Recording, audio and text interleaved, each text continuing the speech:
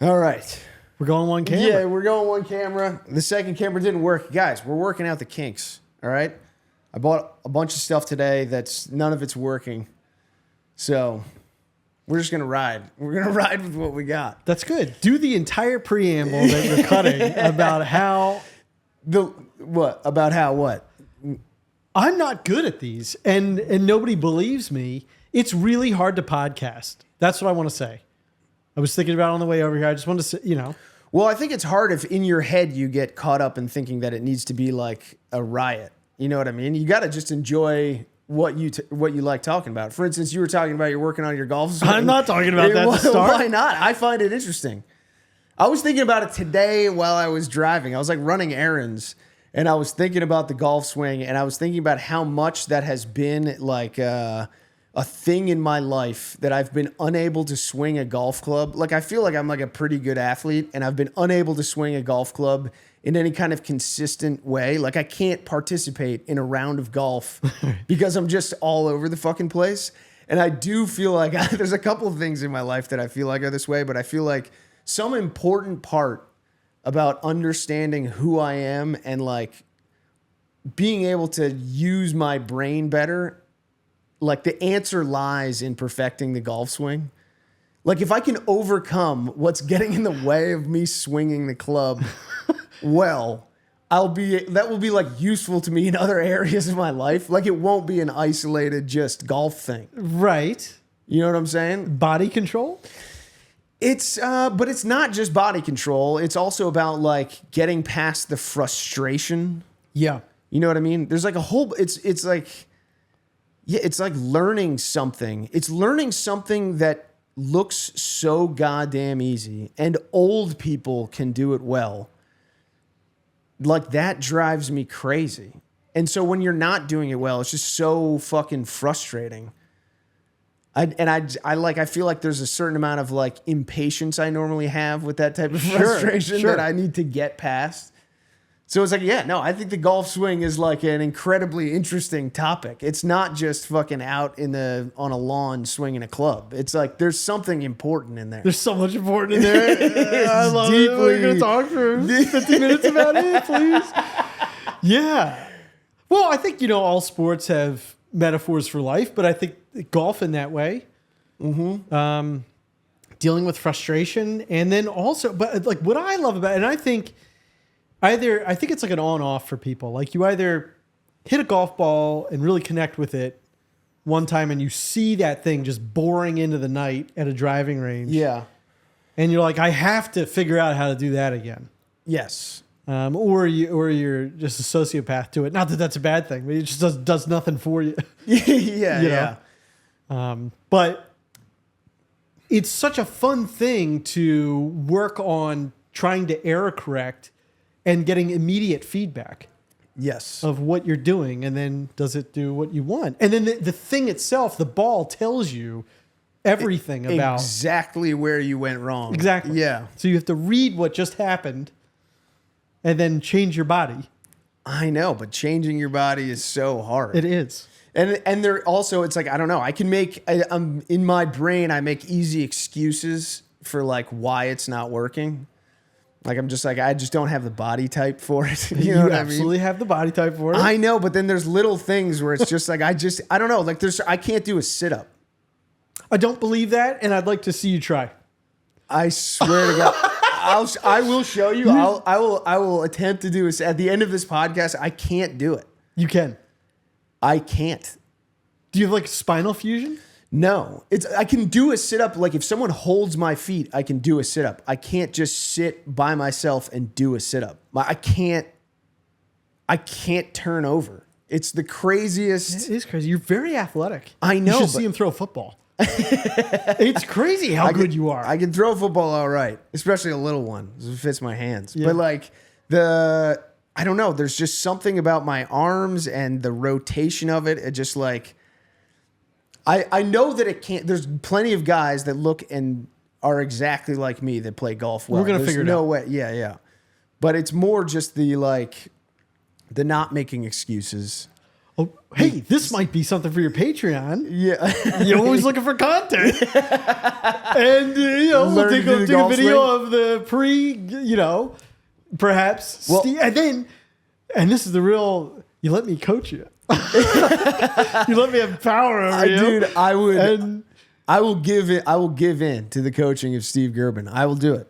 I told you the other day, I'd be down like the whole time we're in Westchester, just yoga and golf. Like anytime we're not actually working on the thing, just yoga and golf. okay. It's like, because I do feel like I'm just completely unflexible. And there's like, this is another thing where it's just like dancing is another one of those things that I like want to do. I just feel like I could dance. I just don't. You know what I definitely mean? can dance. You did the Chesterfield or whatever that thing is. I did do that, and I learned that pretty quick. It inspired me to want to dance more. But I also feel like just knowing my body better, dancing is an important part of that process. You know what I'm saying? I suppose. I feel like what I'm saying is I think all of these are mind expanding activities. They're not just dancing to look cool. It's like, I do feel like it would, I don't know. I remember hearing as a kid that like there was like famous football, like Lynn Swan or something, like took ballet lessons. Yeah. And it like helped him tremendously as a wide receiver or whatever. We consume the position. same content in the 90s somehow. Now let me just so because in trying to explain that how bad I am at this, while you were talking, all I was thinking was like, okay. Yeah. I had no comment. But I know that you do, because when we I talk don't. normally, you do have a comment. No, I don't. Yes, you do. Yes, you do. When we hang out normally, all we do is talk nonstop. We are very peaceful when we hang out. I don't think we do. And if We do, don't just sit shiva. We don't just sit quietly. And say, sometimes we do. sometimes we do, maybe. You're very peaceful. It is. I know this is way too close to the show, but No. it is true. I don't know. You don't think I feel like we talk about all kinds of things. I used to go over your house every night. Yeah. And for 4 hours, we would rant and rave about David Deutsch or whatever book we were reading. Sure. We were like reading physics books and trying to understand them. Yeah. Yeah, But then we realized We we can't. And so, That's an important step. yeah, That's an important it step. is an important step. Thank God.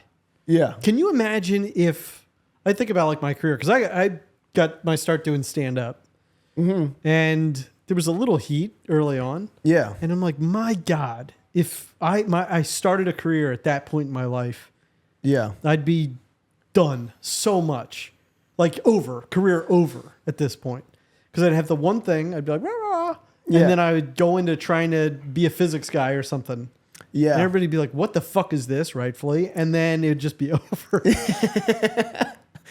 I don't know. I thought that other stuff was going well. It's too difficult. It's too It's difficult so to difficult. have an opinion that's educated and Yeah, and make it funny. yeah. Yeah, there's like And it's just like posterity doesn't look, I think, positively on jackasses or like people trying to make other people look stupid. I agree. And yeah. I had taken down the immigration talk like a while ago because there was a Blocked and Reported episode. Did you ever listen to that podcast? No. Oh, I really like it. And It's called Reported? Blocked and Reported. Blocked and Reported. Yeah. Okay. Katie Herzog and Jesse Singal. And they did one about how John Oliver and Jon Stewart were talking about gender affirming care. Mm-hmm. And they like, I think in fairness to Blocked and Reported, they would describe themselves as journalists Yeah. as opposed to some sort of political affiliation. Yeah. And they were just sort of talking about where they got the journalism wrong. Yeah. And when you hear it and then you hear the smarm attached to it, Yeah. you're like, thank God I saw that. Thank God I listened to that. Yeah. Because it's so alluring. Be like, and they want you to, Yeah. Yeah, of course.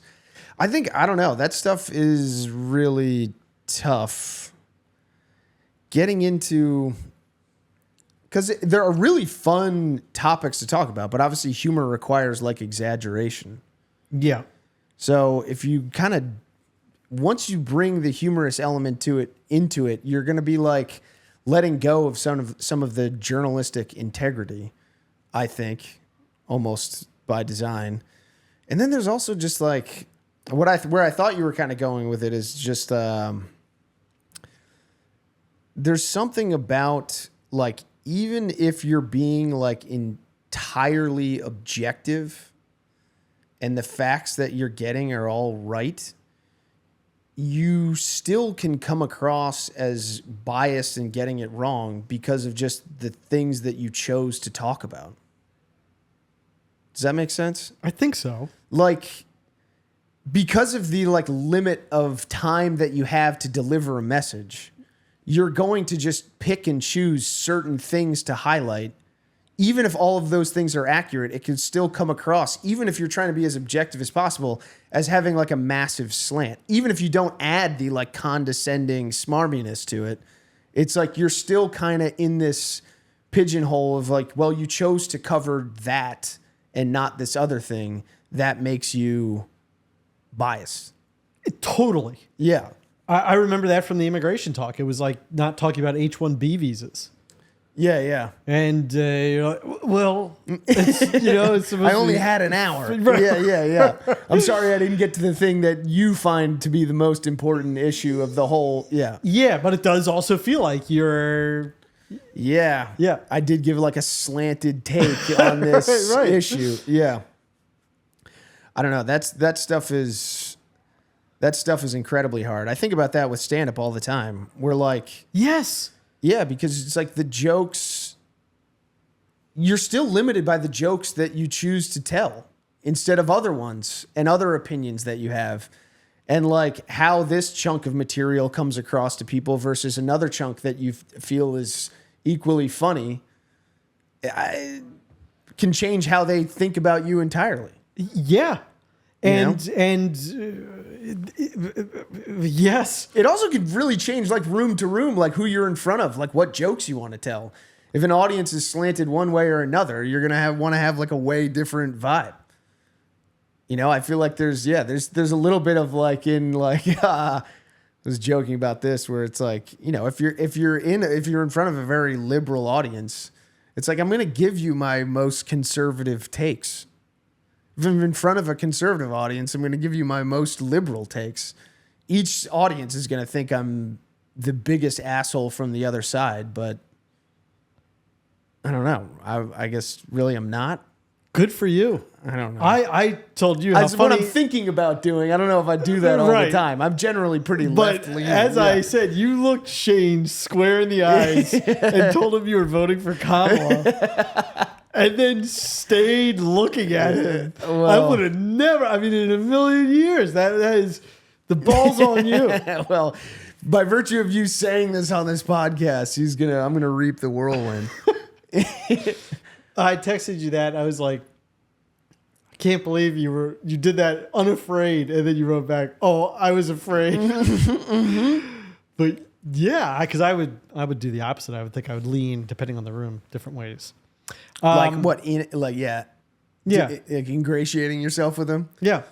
But Yeah. that's what it's so difficult to break politics away from if you do want to do stand up. So like I've tried to do stand up recently and I fucking suck. It's very difficult. And like the one joke that I was trying to figure out, and I have to abandon it because again, it starts to feel like way too political, was like mental institutions, wanting to get like mental institutions back. Yeah. And again, it just feels like you're making a political point. Yeah, like a really heavy political point as opposed to just like, hey man, I don't know what the fuck I'm talking about. Like this is fun. Yeah, but bizarrely, I also feel like I know what I'm talking about. Of course, that's the humor. I do want mental institutions back. What do you feel like? What's your take on mental institutions? On mental institutions? Yeah. I like when I first hear you say that, I think, well, at least it's a place for them to be as opposed to just roaming around. You know what I mean? Yeah. You're like, but I feel like that's the other thing is you relentlessly get into the weeds. You know what I mean? It's like, because all the political questions are always like whether to do it or not to do it. It's like, should you have mental institutions? It's like, yeah. But then what do you do inside them? I don't know. That's the problem. Yeah, it's like, what do you do inside? How do you take care of those people? What are you doing? And it's like, we're going to do our best. yeah, but what this is what that? I'm saying. We're going to do our best. What is that? That is Padded room, the finest 3 drugs. meals a day. Yeah. Just really comfortable neutralize chains. them? Yeah. See, this was Comfortable chains. this is what I was like trying to joke about, but to say that the problem with them is they're very expose prone. Because Of course. like Clay actually says, but it's like it's people having the worst day of their lives every single day, and you could go in there and find somebody, in it where you go, how dare they? But What's the alternative? what's the alternative? Yeah. To the general population that is paying taxes. You know what I mean? Though? I am. No, I know. Yeah, like I don't want feces thrown at me. No, but is that happening? Not to me. It happened to somebody. Somebody you know? On Nextdoor. Yeah. It was Yeah. like during one of the encampments or what have you. Yeah. But I know. I mean, I agree with you.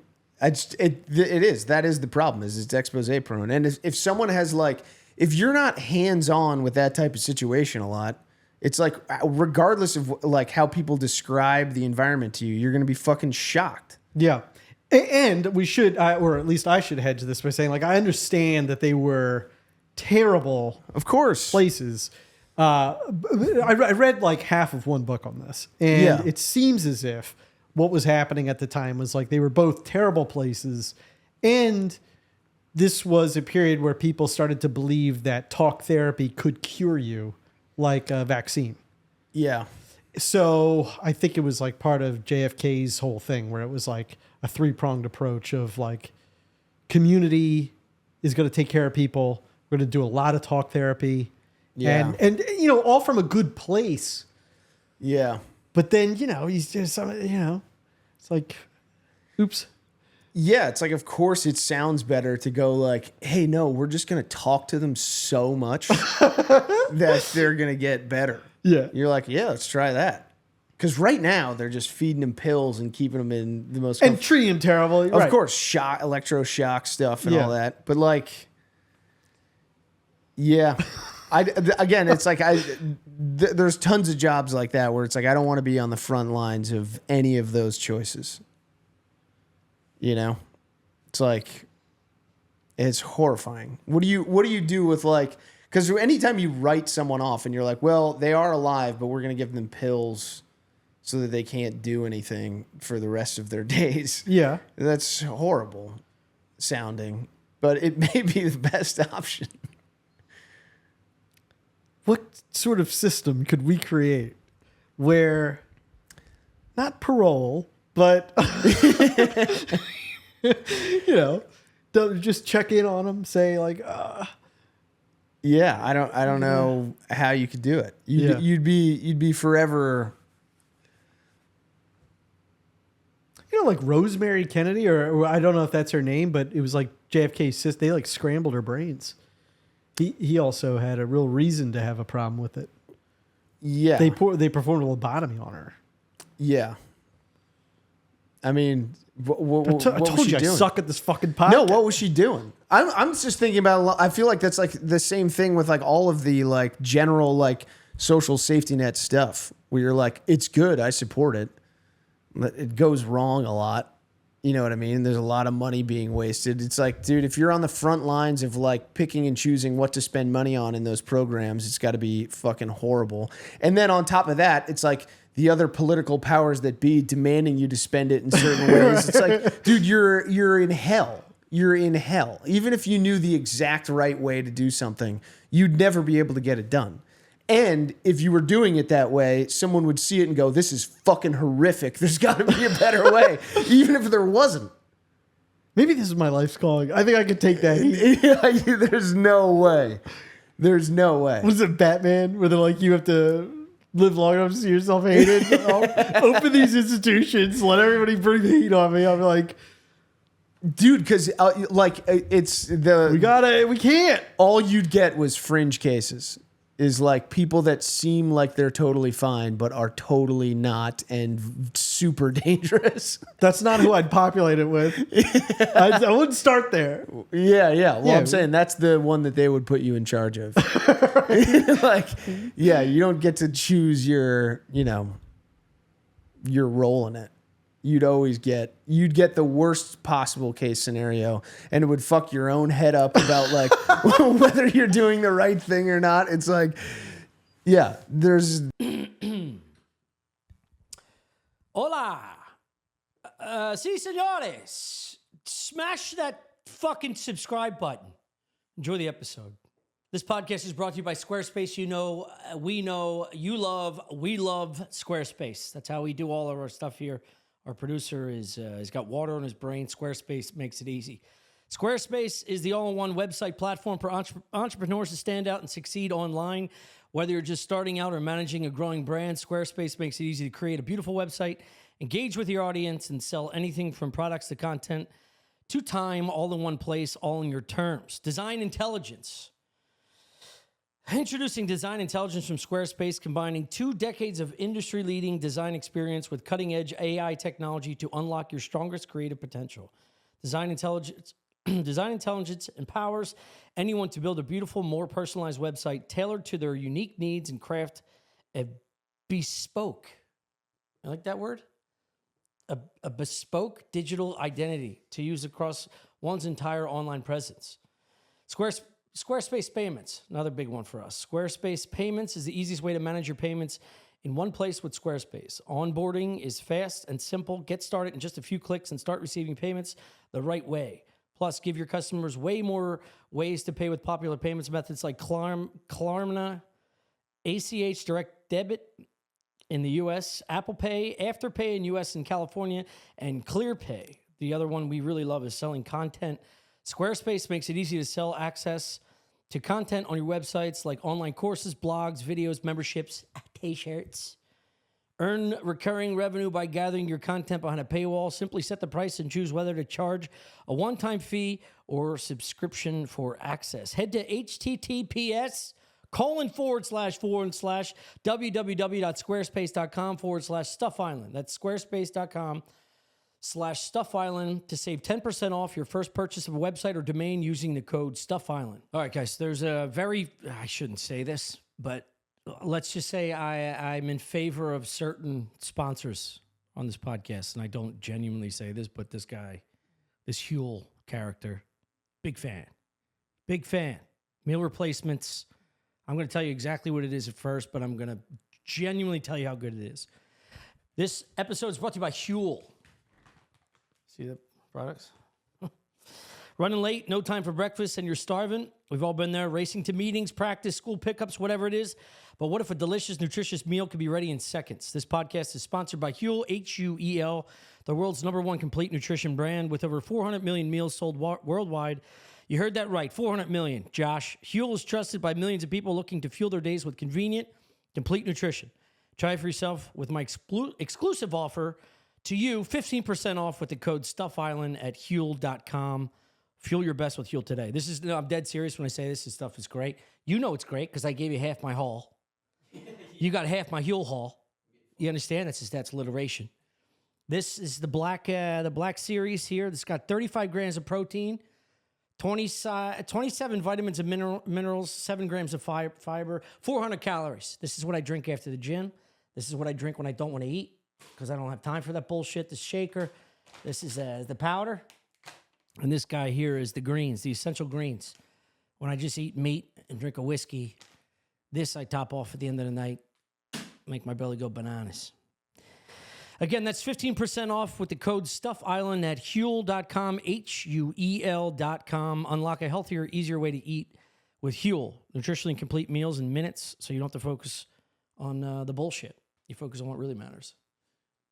Podcasting. A little bit in acting.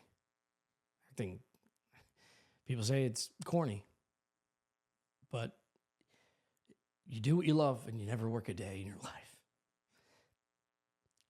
You'll.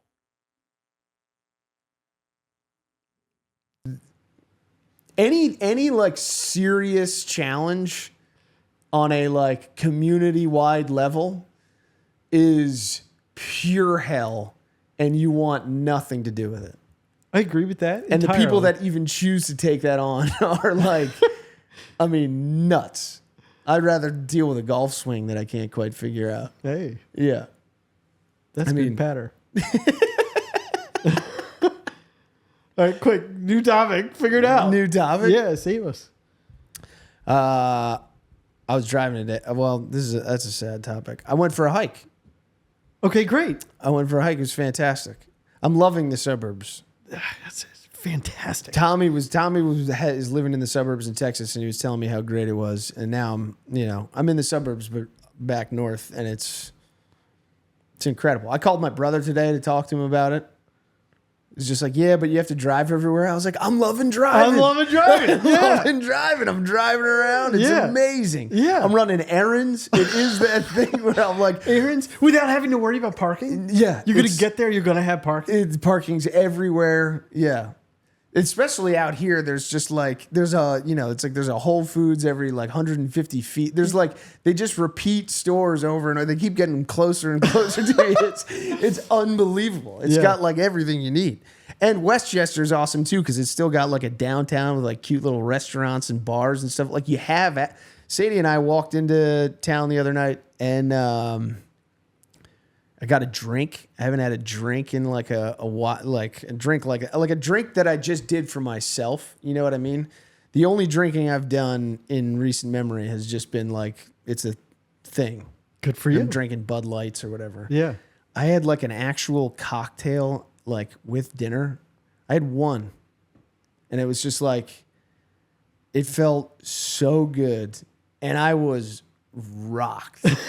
One cocktail, dude.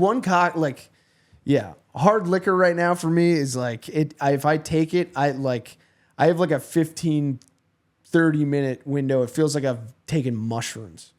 It hits me so hard. What kind of cocktail did you have? It was like a old fashioned. It was like rye and Oh my something. God. It was yeah. Yeah. Oh, I was enjoying it so Delicious. much. Yeah, it was so good. But you can walk into town and do that, and then just walk home. Walking home on just like waking up the birds. yeah.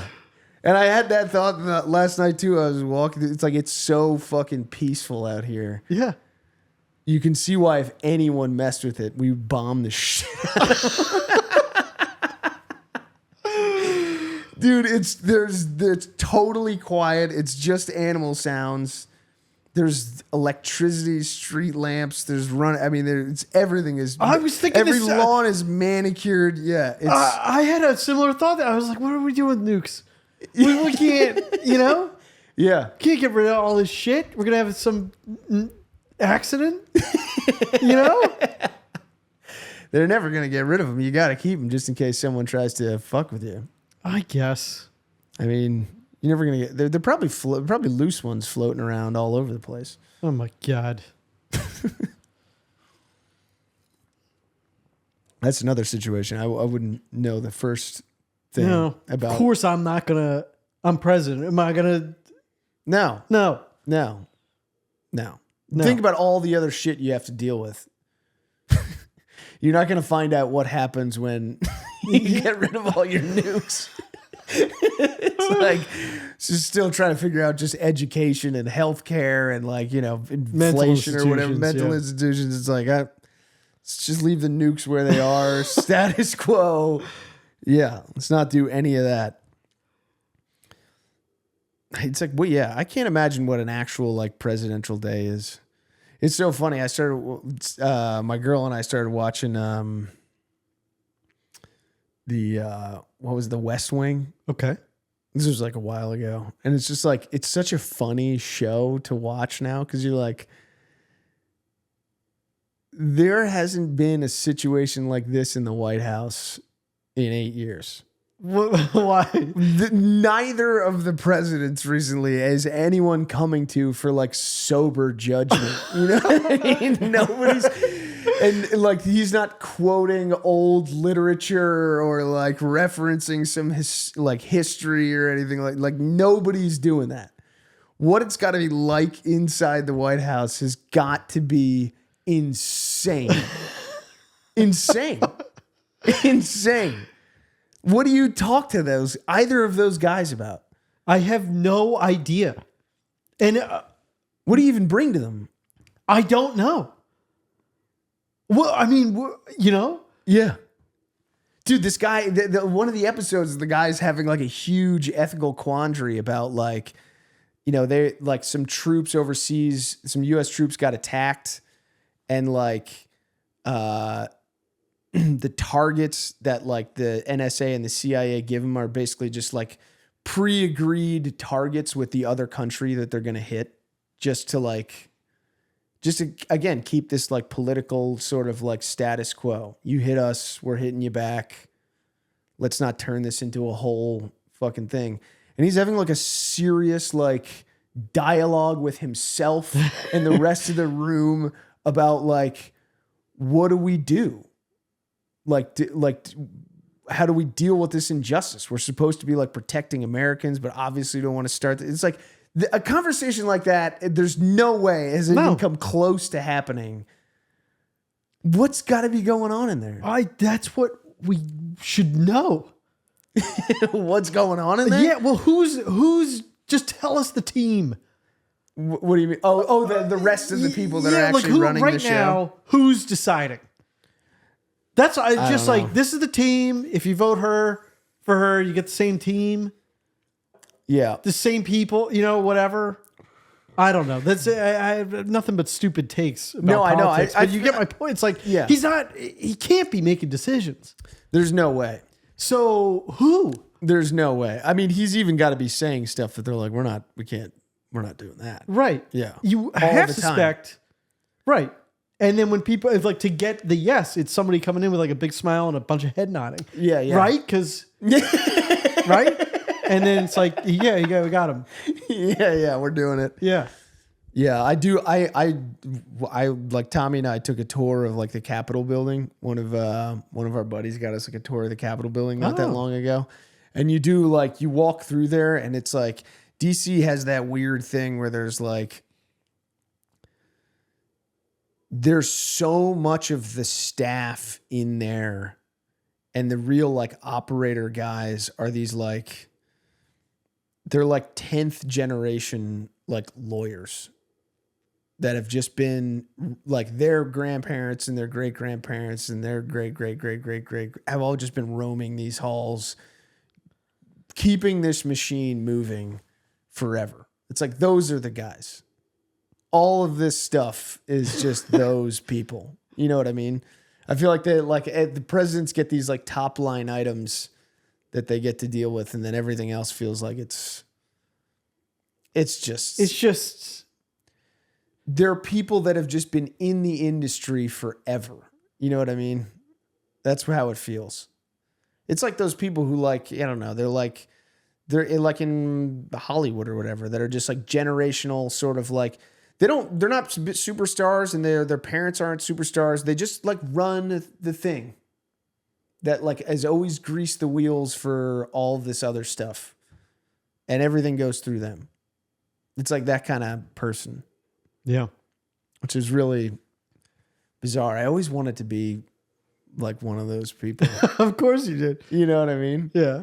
There is like, I know, you know, it's not, I do feel a little bit like amputated from my history. What is your history? I don't know. Just like someone sailed over from Ireland like not that long ago. Was that your dad's side or your mom's side? Both. Well, my dad's dad just got on a ship and came here. And then my mom's dad was born in New York, but then got sent back and just grew up in Ireland and then came back. Interesting. Yeah. So it's all like pretty new. And it's like after that, it's like I don't know what anyone was doing. Just farmers. Right. You know? I'm always so jealous of the people that have just like, they know what was going on like 15 generations back. They He's just one of your great grandparents was a farmer and invited his friend over to farm and was like, this will be great. And then his friend was like, no, it won't. It's going to be boring. I'm not that good at farming. Yeah. And then, yeah. That was it. There'll be like a photo of them hanging out with her in nice clothes once. It's crazy. And none of them had like, skills. I love the guys that are just like, I don't know, even if they were just shoemakers, just like cobblers for 200 years. It's like, that's what we do. Right. We're the best at it. And nobody breaks free. I'm like jealous of all that stuff. If you could be good at one skill, what would it be? He's considering. Yeah. The one. I rocked him with that one. The one, like just like a trade. Yes. Hands on the goatee. Yeah. Let's all just think quietly. Well, this is what you get to do. This is what you get to do. This is what you get to do on the podcast. You can think quietly. I'm ruining your pie. This is going to be the worst this rated. is good. This is good. What would you do? One trade? The shoe thing is cool because it never goes away. Everyone needs shoes. So it can be like old, I'd like to be someone who or like furniture. If you were like a furniture maker, sure. Like a high end, like generations back, just carpenter, but like super, like fine carpentry. Yeah. That would be sweet. Carpentry, definitely. Yeah. Just woodworking. It'd be unbelievable. And if you just spent all your day just shaping and putting that stuff, that'd be, that would be so sick. And I would do that. I always there was a guy, Simon Pierce, glass blowing. That one's cool. I have no interest in that. No? No. It's bad for you, I think. Okay. Yeah. Like blowing glass and being around a furnace is bad, but woodworking is as natural as it gets. What about you? I don't have a good one. I'm sitting here with a blank mind. This happens on the podcast because I just want you to admit it's hard to do. To talk for how long have we been talking for? 35 minutes. Oh my fucking God. We got 25 more minutes. I have nothing to say. That's not true. I'm sitting here in a panic. Why? Because I got blank. I've got blank. Yeah. I think people can. Yeah. What? It's like I have gone through a huge shift in my life where I'm like, I don't want to talk. What do you mean? I just don't know how to say it. Like, I just don't want to, You love talking. No, I don't. Yes, you love. No, I don't. Yes, you do. Yes, you do. Yes, you do. You love telling stories. You love all the many characters that you meet throughout your day. No, I don't. Yes, you do. Yes, you do. Chris. Every time I see you, you have a story about someone you had an interaction with, and you describe them in detail. But those are personal. See, that's the tough part. It's like, how much of your personal life do you want to reveal? Right. And that's challenging. And you do this long enough, you're really scraping the barrel of like things that you think. You also just always expose yourself as like a complete nincompoop. Idiot. Yeah. But so is everyone else. The world, first of all, the world is too complicated at this point for anyone to be good at multiple things. Like an actual expert. I totally agree. You know what I mean? So it's like, that's why the world's so confusing right now is you have like someone like Elon Musk, who's clearly a genius. You know what I mean? In like about as many different disciplines as one could be a genius, but is also completely fucking an idiot about a bunch of other stuff. Everyone's like that. We just happen to be not experts in really anything. Right? That's the frustrating part. Okay. But yeah, you're going to expose yourself as an idiot. That's what it is. That's part of the fun. Because then people comment, you fucking dumbass, this is how that works. And then you get to find out. So the whole mental institution thing, you're probably going to get like a long response. See, that's what you don't want. That's what I do you don't mean? want. Why? It's I'm be very interesting. much like a guy that's just like touch an engine once and it's too hot and I'll never touch it again. You feel like you've gotten burned? No, I just don't want to. Like I see what this world. I don't know. That's not a clear thought. And like saying unclear thoughts. It's another thing I don't like doing. So I don't know. Well, I don't know how to describe, but I think what bothers me slightly about it is just that if you say, hey, this is not like, I obviously want to do this because I love you. Yeah. And I'm so happy to be around you and support the podcast and all that stuff. Yeah. But I'm also very, very bad at it. And like, that's where people, like, I just don't, you feel like everybody's being nice and they're like, no, they want to hear you. It's like, they have no idea how much they don't want to hear me.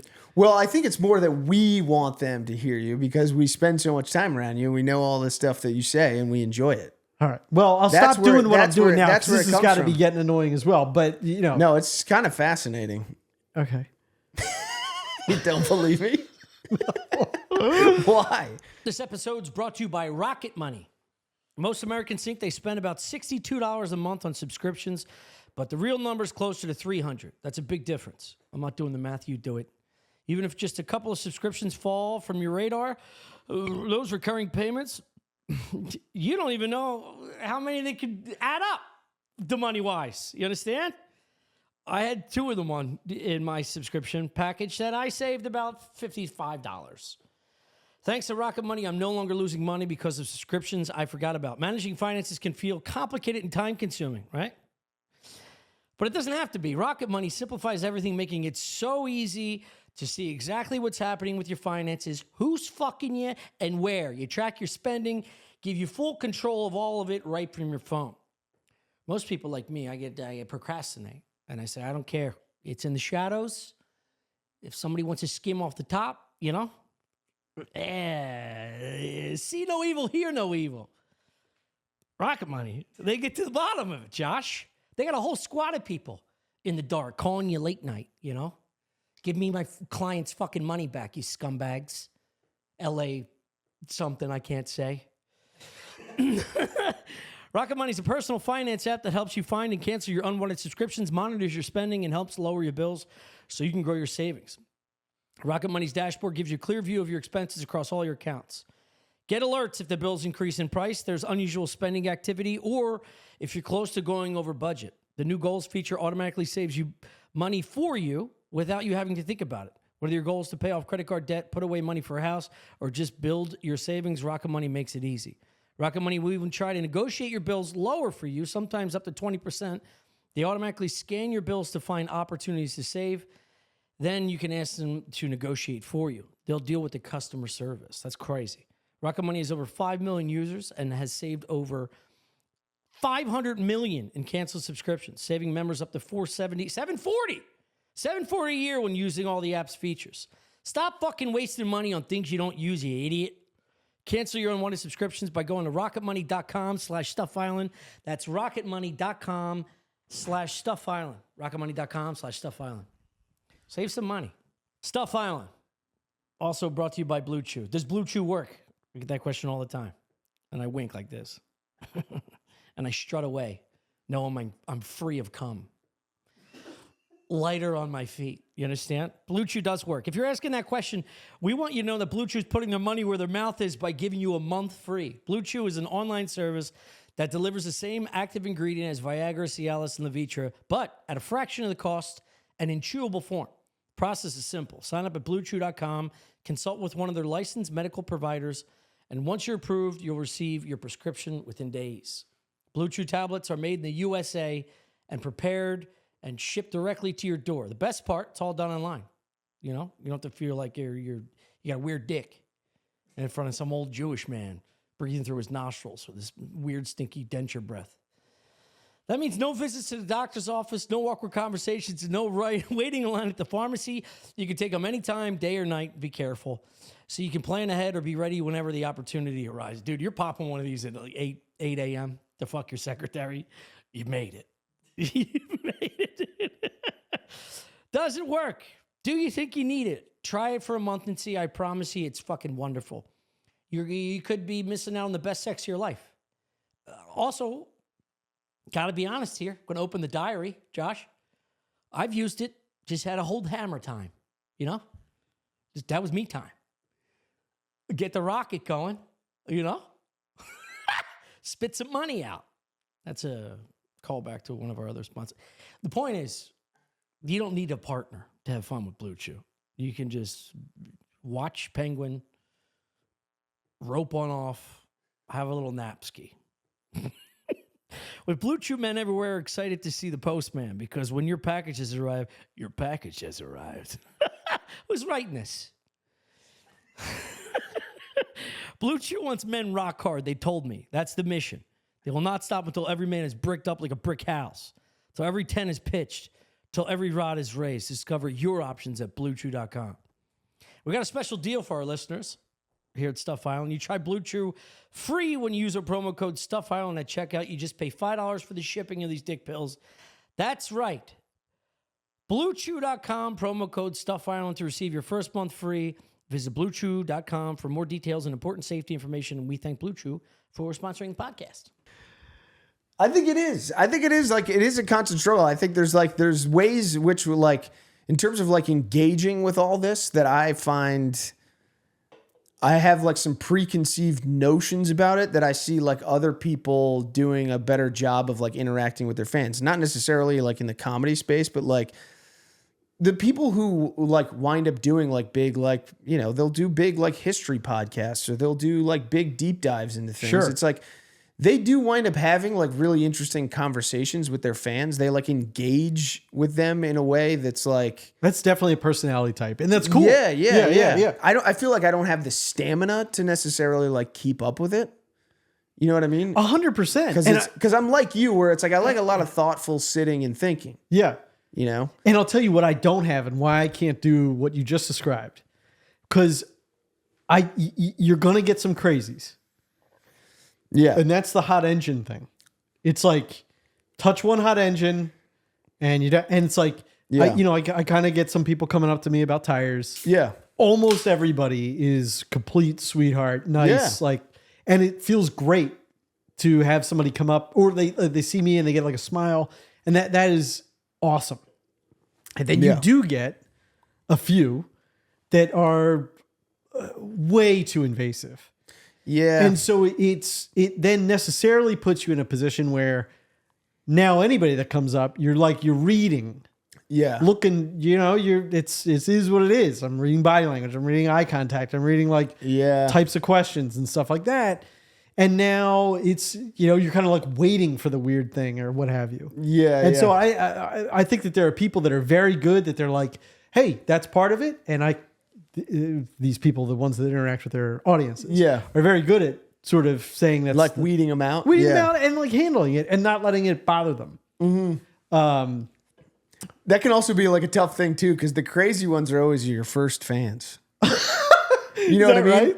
I mean, not always, but like a lot of the first ones are like a little bit like unhinged, but then they've done such a sweet thing. They like saw something in you before it feels like anyone else did. The best, yeah. You know what I mean? So you had there's like a loyalty to that that's like hard to get past. You know what I mean? Like what that crazy person said to me at a time in my life was really important. Right. You know what I mean? And who am I to this doesn't deny sound them? like a crazy person. It just sounds like a nice person that's a fan.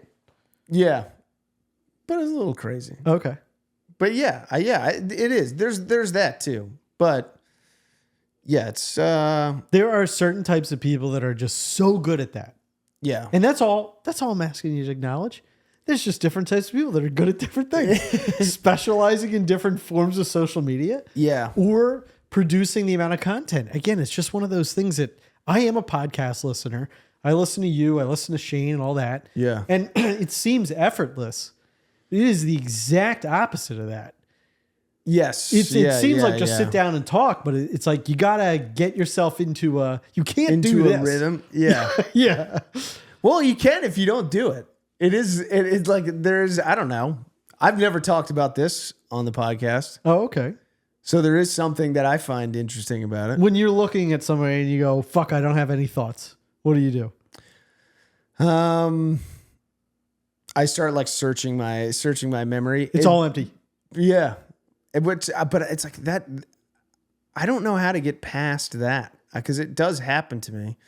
Sometimes I'll like bring up like old things that I've said, but it feels like the same type of thing where like when you're in a room and someone like asks, when you were a kid and someone asks you what you wanted to be when you grew up and you're like, I don't fucking have a thing. I never had a thing. Right. I never like, I knew from as early as I can remember that saying you wanted to be like a fighter pilot was like a hack. You know what I mean? Like if anyone asked me, I was like, I'm going to wait till I'm grown up to figure that out. That's a grown up decision.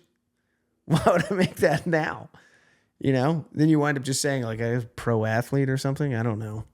What did you say? I said actor. Hey. Really? Yeah. I was always a low performer. You always wanted to be an actor? I mean, I was always in like the little plays and little doodads. Yeah. Yeah. I always wanted to. I always wish I had the balls to do that. Yeah. We like my brother and I would film little like, sketches and stuff? Yeah. With those big ass VHS. Incredible. Yeah. Did you edit them together? Well, the way you would edit them is just like stop recording. Right. Yeah. And then you'd start recording. And there was a fade button. Really? Yes. You'd start holding fade. You'd push start recording. And then when you wanted to fade out, you'd start holding fade, and then you'd hit. Oh my God. And it's such high risk, right?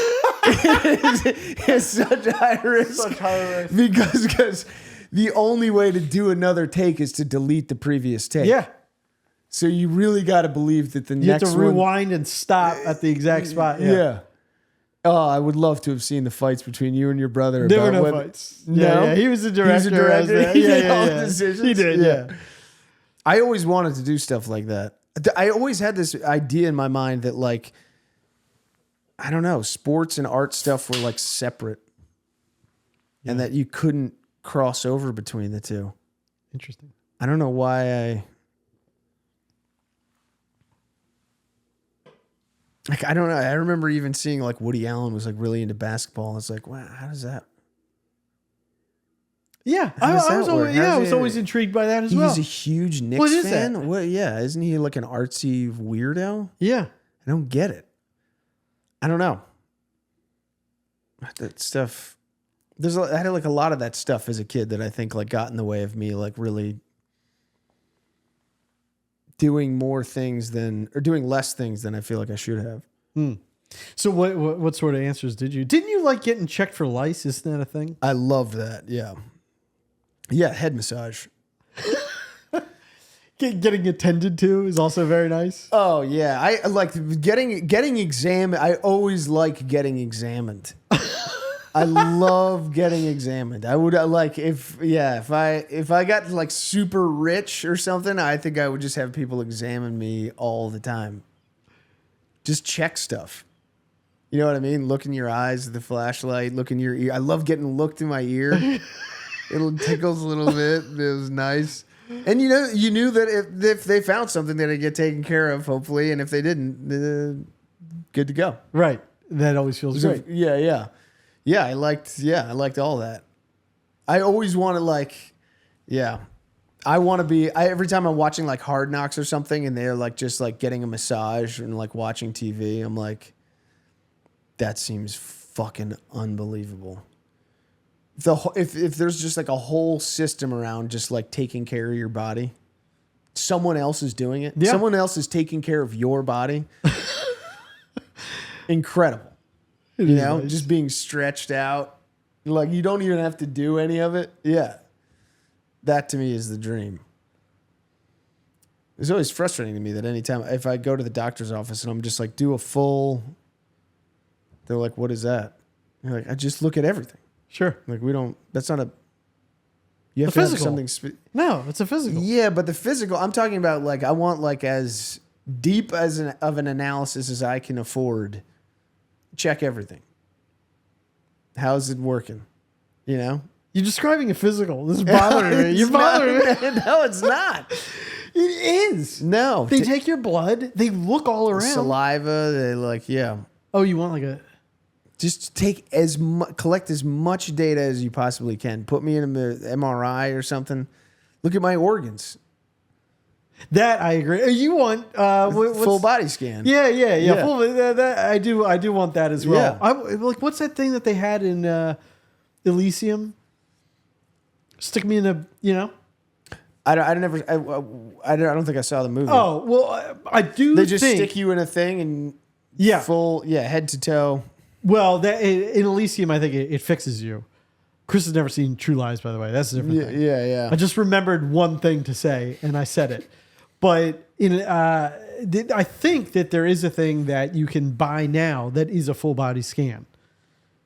So it's a similar concept to Elysium. This one doesn't fix you, but it is something rich people can pay to get the full body scan. Yeah. Wouldn't it's like, I don't know. It just feels like you got to be able to look through the human body and be like, that shouldn't be there. Right.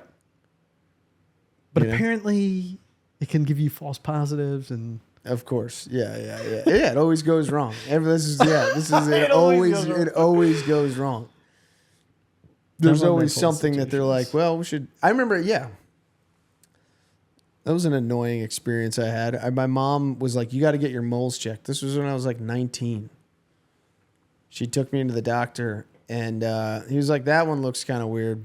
I'm going to cut it off you. And I was like, what do you mean it looks like? Is it a problem? He's like, we got to cut it off you to find out. I just took a chunk out of my back. And then they were like, it's fine. We've got the lab results. It's like, So you don't like assaulted me. I don't know. That doesn't match. What do you mean? That's not an examination. I don't like getting pieces of me cut off.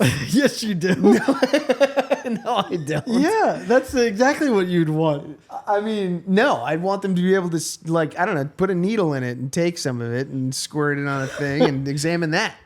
You don't have to cut the whole thing off. Interesting. Right? I think they know what they're doing. I don't think that they do. I don't think this guy did. They definitely. You telling me they can't take almost like the way that you'd sample like the polls? You know what I mean? Well, like the way that you'd sample from different counties or whatever. You get like enough of a statistical sample that it works. It's like I've seen enough. It's not cancerous.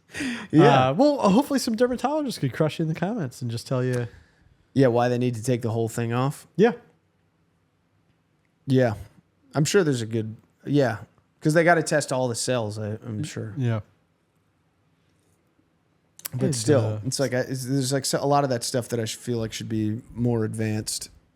The surgery that I had that was the weirdest was the like the cataract surgery. Oh, yeah. Because I had a terrible, but I still do, like a terrible fear of anesthesia. Because I had like bad experiences with it. Should I just give some medical history? Is this is kind of, I guess. Yeah, I don't. It exists. Yeah. So it's just fear of anesthesia. Yeah. Yeah. Because I had this like uveitis, which is the eye disease that accompanies this form of arthritis. Yeah. So they were doing like steroid injections. Okay. So you'd have to be out for that because you're sticking a needle like back in to get to your retina. Yeah. So that was just like, it just felt awful. Yeah. And so then when it came time for cataracts, but the doctor was like, well, if you want to do it awake, I mean, we could do it awake, but I'm going to have an anesthesiologist there in case you start freaking out. So I remember got in and he asked like what I wanted on the radio, and I wanted Howard. So Howard Stern. Yeah. And that's like Howard and Robin on YSP. Yeah. Like Robin Quivers' voice. Incredible. And yeah. And I did start to like panic initially because they put oxygen. They gave me oxygen, but it had the same smell as the mask. And I thought I thought the anesthesia was from the mask. It wasn't. Oh, okay. But so I immediately started. I was like, "You said you weren't, like shot up. Like you said we weren't going to do it." Blah, blah, blah. He's like, "It's just oxygen. It's just oxygen." And then and he was the sweetest man. He retired recently, but he looked a lot like Tom Wilkinson. You know the actor. from True Lies? No, from Michael Clayton. Oh yeah. And he was just like, Steve, I do need you to calm down, or I am gonna have to have the anesthesiologist give you something to calm. I was like, okay. And I was like, let me see the needle because they still numb it. Yeah. And he was like, no. And I was like, I'd like to see the needle. He's, Steve, no. And so then they put you down and like strap your head and strap like you're totally locked in. Yeah. And then numb it, and then your vision just kind of fades away, and then but you could still see shadows, and then it was really gross. Terrifying. Absolutely. Because you could see the shadow of the needle coming in and removing the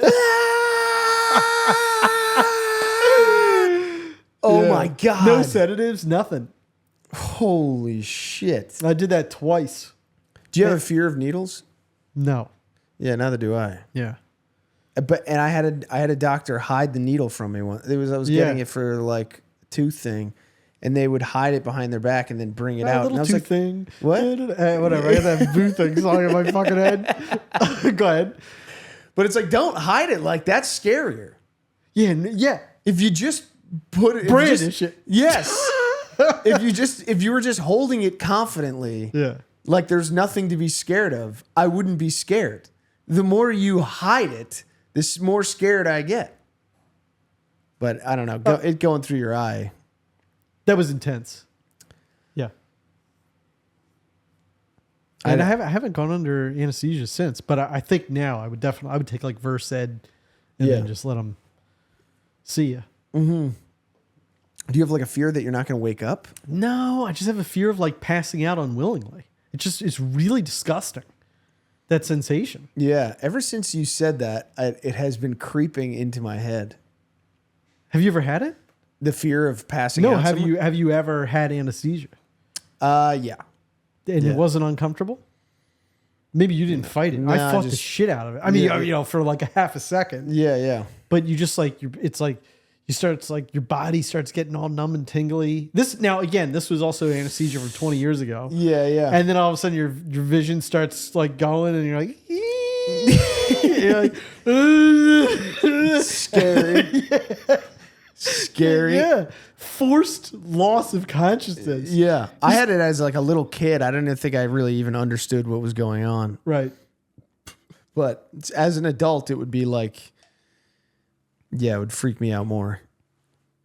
But what you said about like the fear of like I always gotta passing remind out. myself though. What? Thank God we have it. Yeah.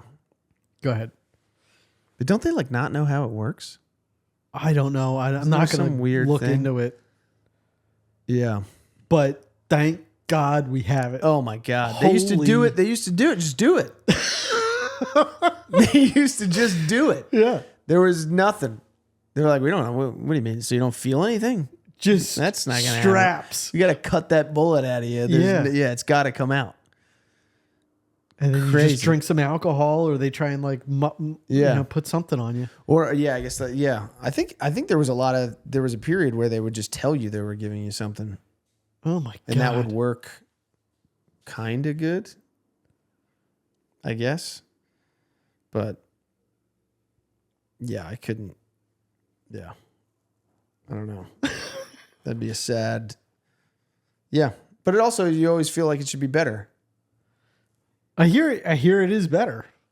That like the anesthesia is better? That's at least what he was telling me. A doctor. Because the second time, it's like an easier trip. It's like a more. That's what he says. He's like, there's been a lot of advances. I think you'd really enjoy it. Like, you wouldn't have the experience that you had those other times. Yeah. And I was like, let's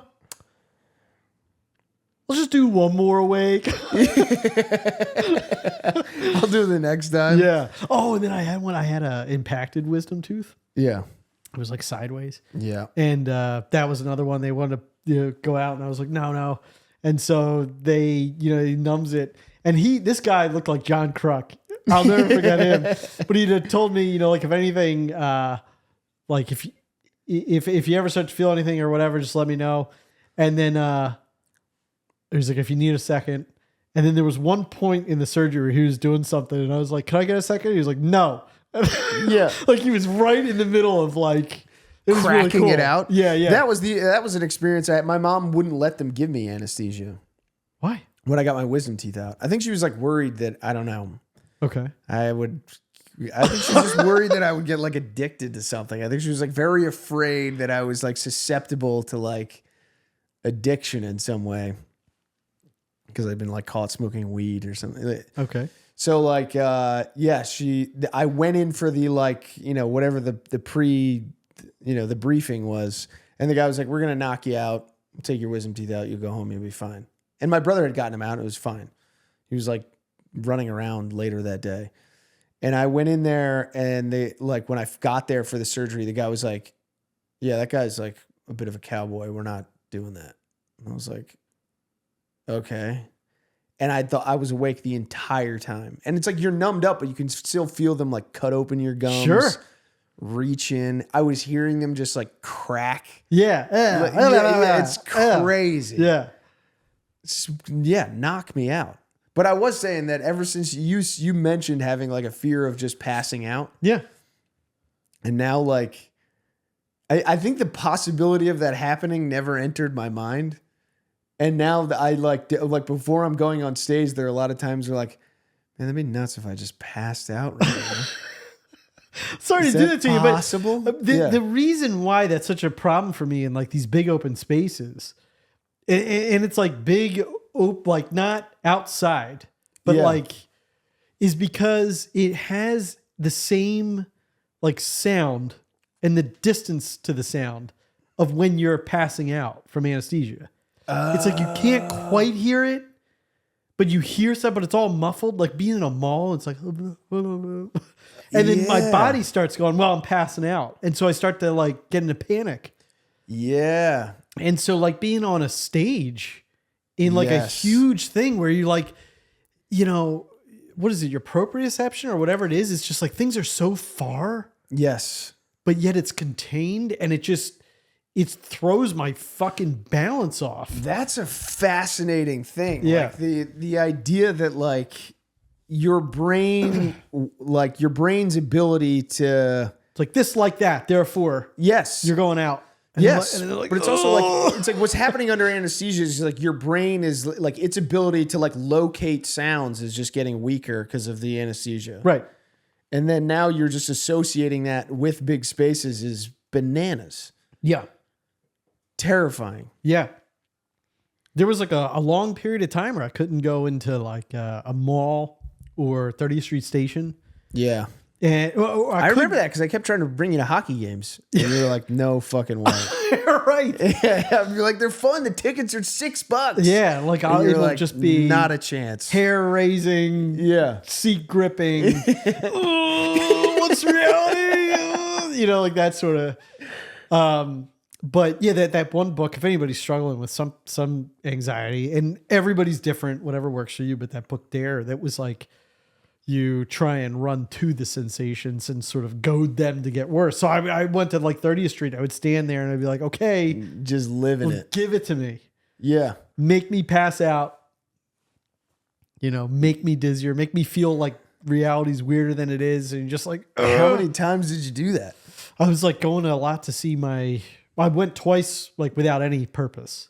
And then I was going to see my niece and nephews. So it got me in there enough. And typically what I would do is I'd wait outside till I saw my train start to load. And then I'd be like, and my hands are like pattering in. Yeah. And I'd have a like panic attack as I was like going down.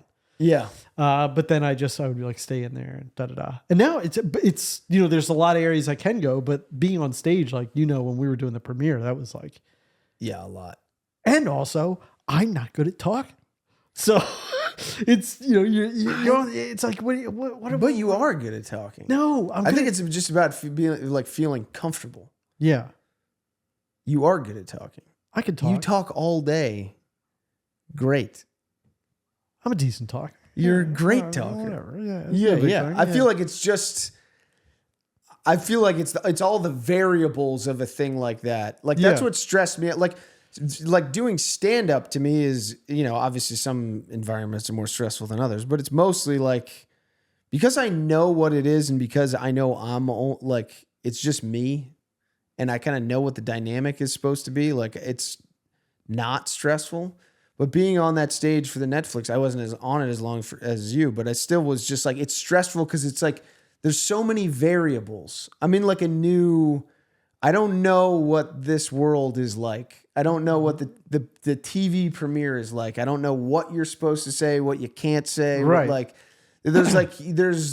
Yeah. And there's a lot of people on the stage. There's some people on the stage I don't know. You know what I mean? It's just like, I don't know what it's supposed to. To me, it also felt like, and I understand it, but the general idea, given that you have such powerhouse comedians on that stage, is just to be funny. Yeah. And what I could do is like talk about the show. Like if you want me to tell you like a behind the scenes story or sort of like my thought process and or the history of the show. It's like, that's all stuff I could talk about, but it's not going to come out funny. I don't have that. Yeah. And there's also a sincerity to those comments that feels like anathema to like a comedy performance. Sure. So you're like, yeah, you're up there, what feels like a comedy environment. And it's like, you want to talk really sincerely about like what it means for you to be there and like what a struggle the whole thing was. Or like, oh, this is like a thing acting wise that I like picked up halfway through. Yeah. John was like, slow this down, and then slowing down how I respond and really trying, it's like reacting, trying to really feel what the other person's saying before deciding how to respond, and right. Those are really interesting. They sound pretentious, of course, but they are so much fun to get to do. Yeah. And like that one scene in particular when Shane, I think it was in the 3rd episode, he comes back from asking Dave, are we closing? I think that was shot as like a pickup later. Mm-hmm. And that was one that it felt like I was feeling what he was trying to make me feel. Yeah. And I was like, oh, okay. And it was just I guess this is why I shouldn't have been talking about this on stage regardless. It's not that interesting. I don't know. It is but interesting. But it's like, I don't know what the thing was. It's like, I don't know what flipped. I guess, here's what I could say. I have like a bag of tricks, which is like, sort of like a heightened that. Yeah. And so, especially in the first one that we ever shot, which we put online and then took down in favor of the one that was online for a while. Mm-hmm. That one was very me at like playing that. Yeah. Just a heightened level for 8 minutes. Yeah. And in retrospect, I know I talked to you about this. It's like, this is just the wrong move.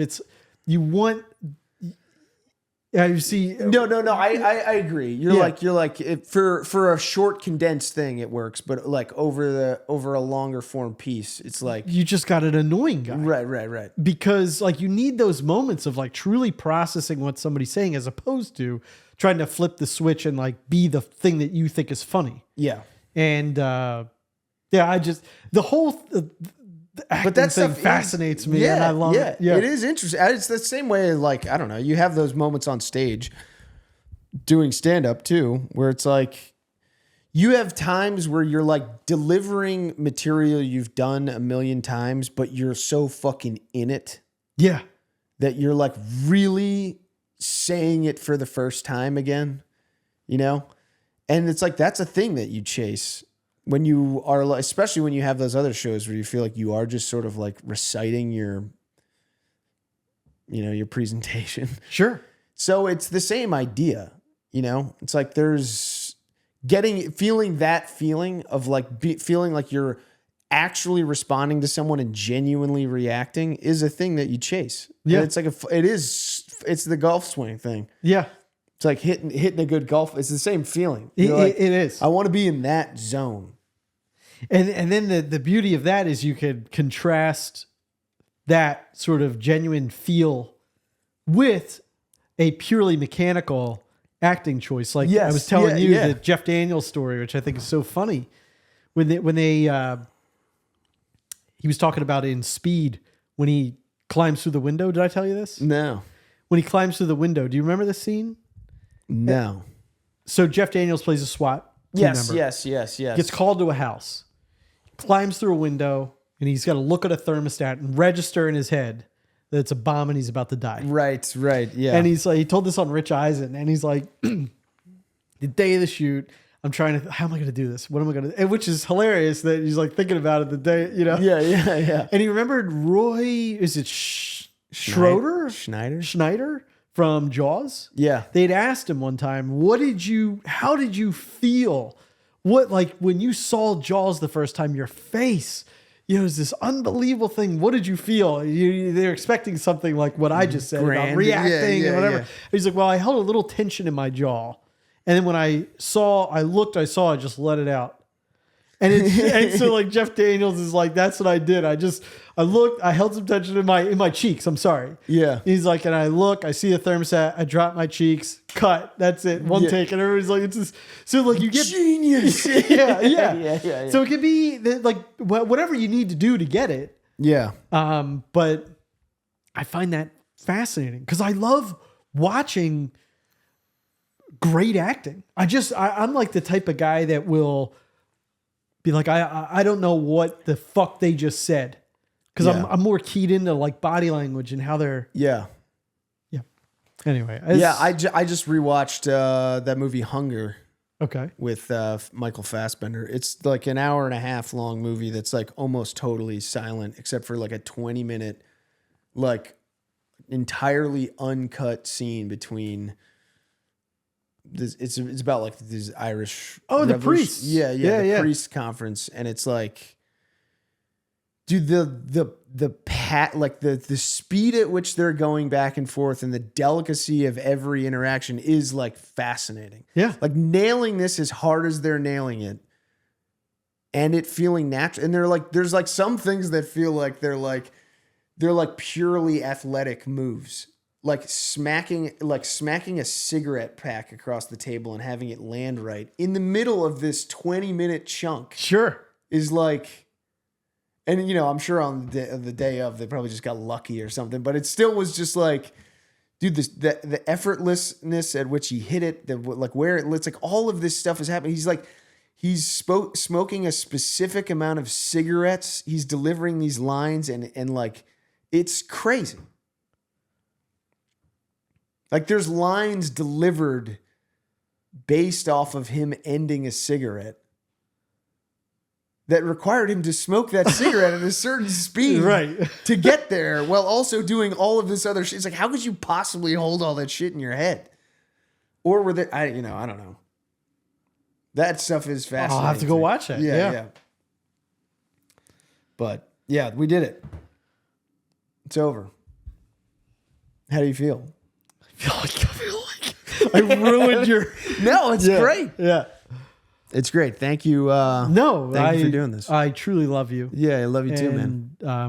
You know, I just wish I gave you wish I built you a better ship, Rose. Dude, that it's was not great. Chris's fault. I enjoyed. Anybody's got something to say. Let me say this, and you guys still got to do sit-ups. If anybody's got something bad to say about this episode. This is the guy you say it about, not him. No. I'm a hard person. People are going to love this episode, I think. Okay. I really do. Okay. I believe that. I believe that in my heart. Here, I'll do a sit-up. Okay. And I'm going to describe it for anybody listening. This should be in the shot if I move this table. What, you got a Bowflex gizmo there? What? This is like a... I don't know. It was a weight that came with a house. Someone left. Oh, it's from a Bowflex. Yeah. That was like... Yeah. Okay, ready? Let's get that lower back touching the ground. Yeah, lower back touching the ground. Okay. If I go all the way down, it's off. Yeah. Holy shit. I can't. He really... It does look... It's insane. You're actually trying. I'm trying. What's going on? I can't do it. My body doesn't like. What? How? How can it? I don't know. Oh my goodness! I'm really enjoying that. Because you're so athletic. It's just like. I can't do it. It took me 4 years of like really trying to do sit-ups to be able to do 20 sit-ups. Like on my own. That's so weird. When I was like, it's got to be some sort of body composition, weird ass. You're missing a muscle. Lucy K has that joke about like a bowling ball Okay. That's how it feels. Wow. I just can't. But I've seen you rotate with your lacrosse swing, and which is your golf swing right now, which is the problem. But you get your core is totally activated. Yeah. All right. Well, Something. That's what I'm saying. to anybody listening, that is real deal. It looked like an old guy. I know. That's Trying what to it's get been out my of- entire life. Yeah. Wow. I got you. Dude, when I get out of bed in the morning, I gotta roll sideways. I can't just If sit I up. ever need to kill you.